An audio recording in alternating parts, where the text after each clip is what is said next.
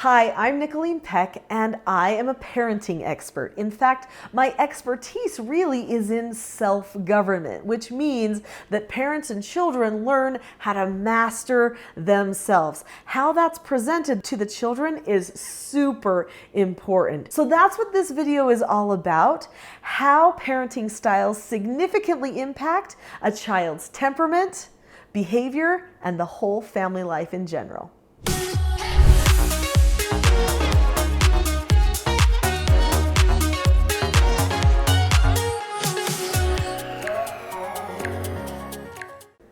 In this video, I'm going to tell you a story about what I call our lying friend.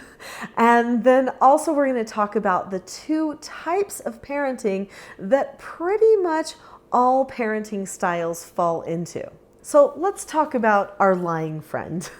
We had a little boy who used to come over to play on a regular basis for years when my children were little. And this little boy, bless his heart, we loved him. But he had a situation with his parents where his parents were sometimes a little bit aggressive. In fact, I would call them fear-based parents, the type that really wanted him to feel afraid of their wrath all the time, so that he would always make good choices. Well, I don't think that the result of that parenting choice was actually what they had in mind when they decided to be so dominant. So this young boy took up the habit of lying. Every time his parents would try to get after him for something and they would come after him in this aggressive fashion, "Why did you do this? What were you doing? You shouldn't have done this." He would backpedal and he'd say, "I didn't do that. So-and-so told me I could. I didn't hear you. Da-da-da-da." And there would be this habit of lying that was happening all the time. As he grew, this child ended up detaching or kind of not bonding well with his parents. And it became more and more and more as he grew. I don't know where he's at today, and I don't know the relationship that he has with his parents, but I do know that the parents were sad and struggled because their child was pulling away from them and they didn't have the bond with them that they had actually hoped to have. Sometimes what we want and what we do don't match. And that was definitely the case in this story. The parents were good people and really wanted what was best for this child. In fact, they sacrificed a lot to help him have what they thought would be a good life. And they even probably felt like they did the hard thing of getting angry and emotional just to help him. They probably convinced themselves of that. But at the end of the day, his love and his heart pulled away from them. In fact, he stopped trusting them. And many other things, including this lying behavior that I don't know if it ever even got repaired. So, what are these two types of parenting that all the parenting styles actually end up falling into? Type number one is reactive parenting. Type number two is proactive parenting. So the types of parenting like the be your friend, permissive parent, or that bully fear-based parent, which were the parents of our lying friend, are all reactive styles of parenting. But the assertive, deliberate type parent, the parent who makes a plan ahead of time, is the proactive type parent. Now let's talk about the results of these different types of parenting and what we can do to hopefully become more proactive in our parenting so that we can have greater success. So I already mentioned that lying is a possible negative effect of reactive parenting.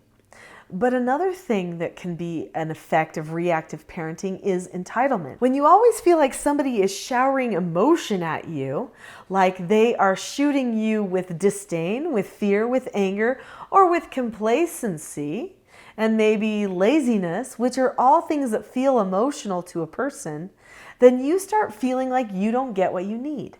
This makes a person obsess about what they need.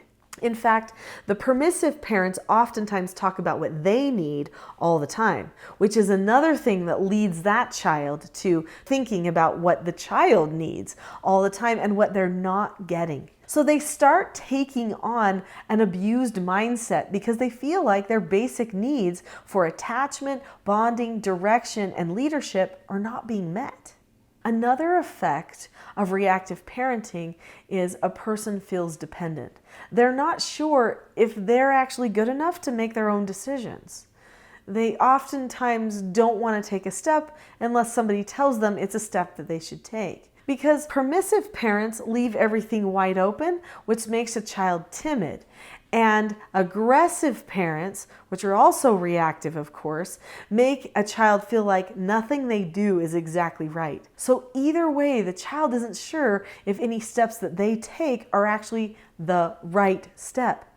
This makes them dependent on the parent for every decision that they will make. Another effect for reactive parenting is that the child doesn't have a good touch point with morals.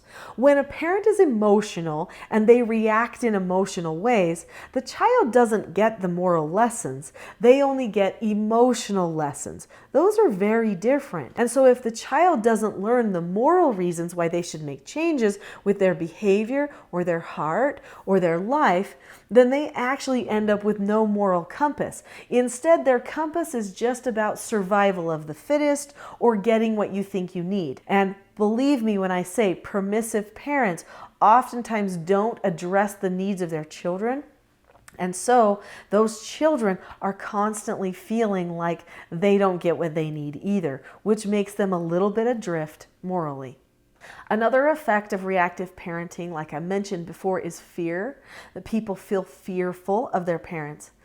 But what people don't also see is the effect of lack of respect. Even though you're afraid of a person, that doesn't mean you respect them.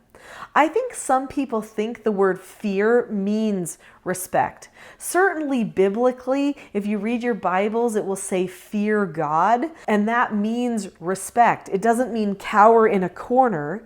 If you're cowering in a corner and you don't trust the person, you also don't respect the person. You may do what they say, but you don't respect them. True respect is built on a person honoring who they really are, which means that they can't just be making a person feel afraid all the time. Your job as a parent is not to make a person feel ashamed or to just acknowledge that you are bigger than them. Your job is to teach them the truth, to bring their hearts into alignment with their behaviors and with truth. That's what it means for a person to be parented by the rod. If you are going to parent your children with a rod, you're going to give them truth, understanding, and then consistency to help them in that direction. Another effect of reactive parenting is people feeling timid. They don't know if they can make good decisions, like I mentioned before. But what this really is a sign of is that their emotions are ruling over them. When a person has their emotions controlling everything they do, it does not feel free. It feels like bondage. It feels like something is controlling them. And reactive parents are parenting from emotion. They touch the emotions of the children, which lead to power struggles, and then the children become emotional, and then they feel in bondage. That's how it happens. So whether you're just trying to be their friend and letting them do whatever they want and kind of ignoring the things along the way that they're doing, which is permissive parenting, or whether you're being aggressive and getting angry, or whether you're going back and forth between friend and angry, like most parents do, either way you're manipulating the children emotionally, and they are going to end up in emotional bondage, just like you might be. So what about proactive parenting? Proactive parenting is a deliberate parenting. It's parenting that's planned ahead. Parenting with a full knowledge of cause and effect. So the parents understand cause and effect and the children understand cause and effect. Everyone knows this is where we're going. These are the skills we're using. This is what will happen if things go wrong. This is what will happen if things go right. So the children and the parents are on the same page with where they're headed as a family, what is important about their relationships, how to solve problems, and how to keep open, united communication. In proactive parenting, a person takes full responsibility for their own behavior, their own thoughts, and their own condition of heart. This means there's no controlling, there's no manipulating.